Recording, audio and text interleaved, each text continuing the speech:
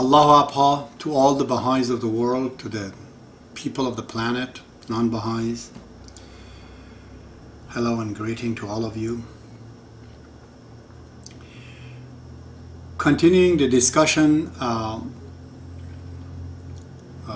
last time, which was understanding the road to the spirituality, I'm going to continue right now on the same subject, try to explain my opinions on how do we get to Bahaullah. What is the procedures, the power behind it, the fuel that makes us energetic, the path towards it. Some people ask always, how do I love Bahaullah? How do I recognize him? I just don't have any feeling for something like that. They say that. So I explained last time that how the instinctive desire gives rise to the moods and the habits and ethics and the high ethical values such as philanthropy and freedom fighting and environmentalism, whatever, that sense of serving humanity and God and the truth. It creates that energy in us. But perhaps the most important things, in my opinion, especially in the youth, is the abstinence from the sex. This is a very, very, very important issue. You have to know the relationship between sex and love. Just like you can break down the material, as they say, into the unit called atoms and energy and quanta, you can't break down love between the two people, opposite sex. That love can be broken down in a unit called sex. So, if you have a lot of sex with a person you love, your love depletes. The energy depletes. You don't feel that. You don't have energy. But if you keep abstaining yourself from the sex, more and more, you started to think more about that person, and then you love that person. Just energies are interchangeable, just like the material energy. Kinetic energy, comes the potential and the heat and the light energy, all, can be exchanged. The energy, the desires that we have towards one thing can easily be switched towards the other things. It can be. Imagine if the Romeo and Juliet had a lot of sex 10 times a day in 2-3 months. If Romeo asked Juliet to bring me a glass of water, she would say, go get it yourself. It's because they cashed in the love, the energy of love into sex. And this is a very, very important, how we can fuel our tank of a spirit with the energy to desire. It is that love. That's how God created this universe. This universe is all about the matter turning from particles into the elements, into molecules, DNA, vegetables, animal, human, and then the human falls in love with the person, have sex with that person, and then want her back, and then that's how the first family begins and the society goes on. Sex is one of the most important clue towards the progress, inventions, and everything that happened. That is the connection between this world and that world, is the sex. Because its energy immediately can transfer into a spiritual energy. And if you have stop having sex, especially the youth, your energy combines, become bigger and bigger, and love turns into love. And love is something very special, because love is combinations of all the attributes.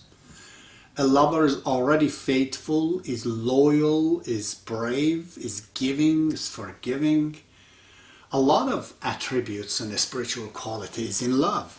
It just has to make it the seedling of love to nurture it to become higher and higher. Getting to this topic and subject, I just thought that because the matter of experience and somebody wants to see that how I got there, maybe I should share some of my personal things in life that I've done myself. I remember when I was in Iran, those would be 1970s, yeah, 70s, early 70s. I was 12 or 14. I just loved this girl, the Armenian girl, which she would resemble a bit like Ava Gardner or the Persian actress Puri Banoi, and I just loved her too much. Those days,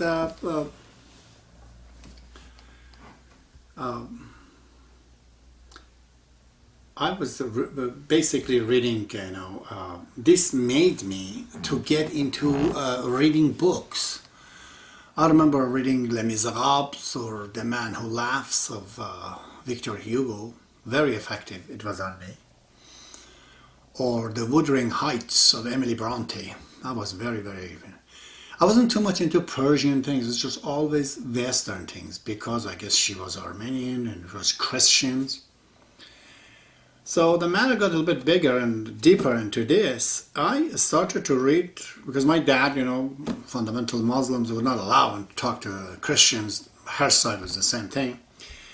So I read the Bible, of course, fast, just reading the Bible and Quran. And I found these books totally absurd.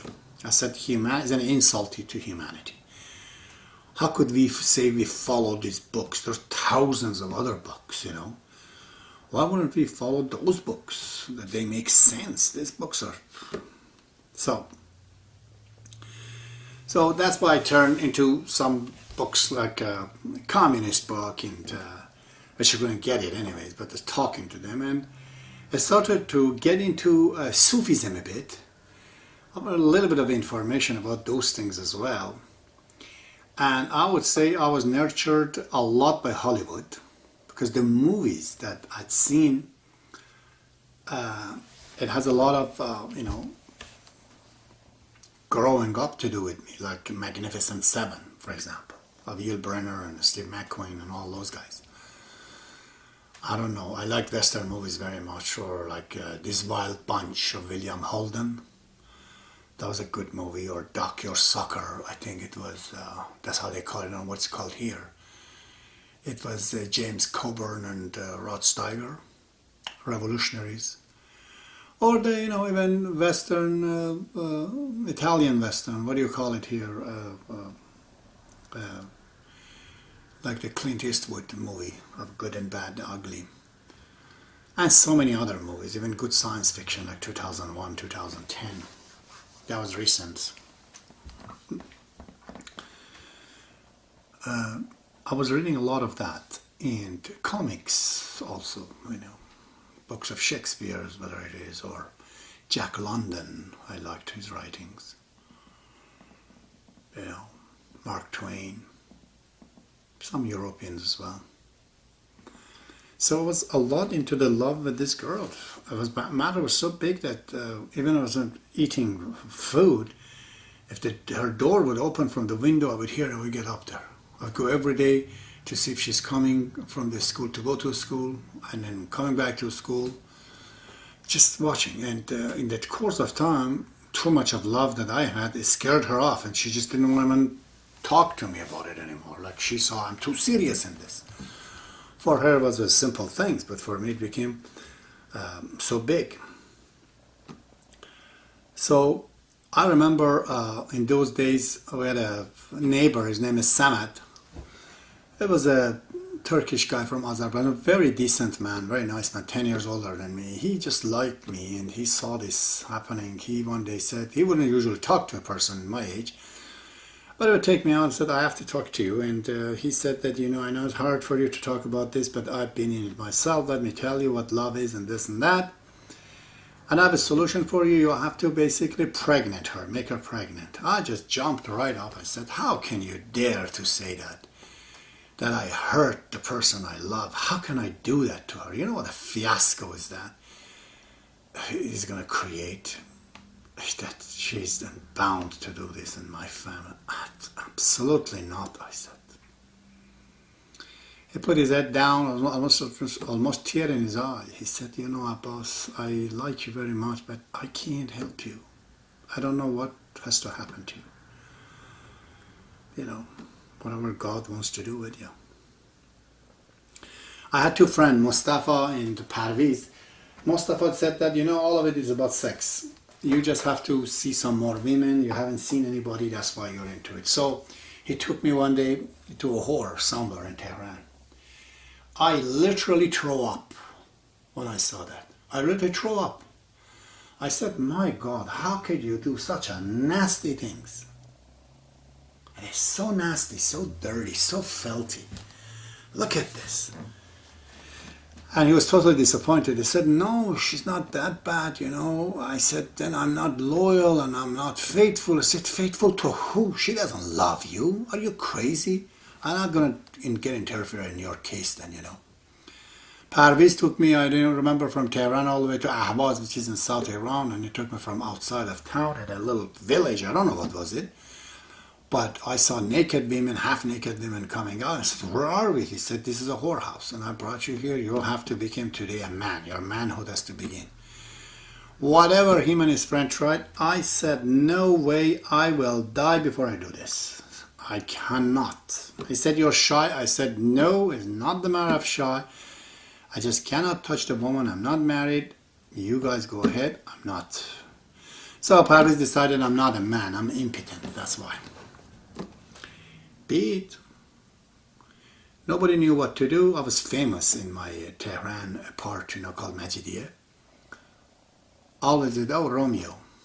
They called me. Not exactly Romeo, but other words.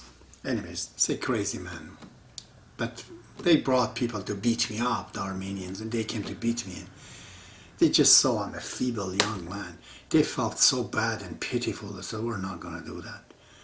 You know, you're in a wrong thing, man. You know, it's not going to get anywhere. So I said, I'm sorry, but if I bothered you or this or that. Actually, they took me and gave me some, I think, ice cream or something, and they let me go to Armenia. So, those days I heard, I don't know, I was in grade 10. But I didn't do grade 10 once, 1 year, the second, this is the third year I go to grade 10. The best student of the class. My mark was always 100%. See what happened to me? Because of this love story. So, I was in Damghan, which is a city about 3-4 hours east of Tehran, and I came back to my brother because my father moved there. I was back and forth in Tehran and in Damghan. I saw he's smiling and laughing, and it was just weird. I said, what's happening? He said that, well, you know, I have become Baha'i. I said, how? What is Baha'i that you have become? Brother, you have no knowledge of anything. You haven't read Quran. He said, it's not all that. I do the study. And he gave me a book called Sheikhi Gari, Babi Gari, which is not even a Baha'i book. It's an anti-Baha'i writing. It's written against Baha'i. But the guy, historian, you know, when I read that book, I could not believe myself that there was actually a Baha'ullah in the book. Because Muslim, they taught us there's nothing. It's just a total Baha'i faith is nothing. Zionist group, Freemason, I don't know, secretive society, they just have nothing. They have sex between all their genders and all their family members. These people are so unethical and everything else. So I'm reading a book right now. There was a Bob, 25,000 died. He wrote books. So just, you know, amazing. So, and my brother took me to Mr. Movahed, you know, is another big Ayatollah, not Ayatollah, but, you know, like Ayatollah, lower degree, Hujjat al-Islam they call him. He became Baha'i. That was amazing, his story that he had.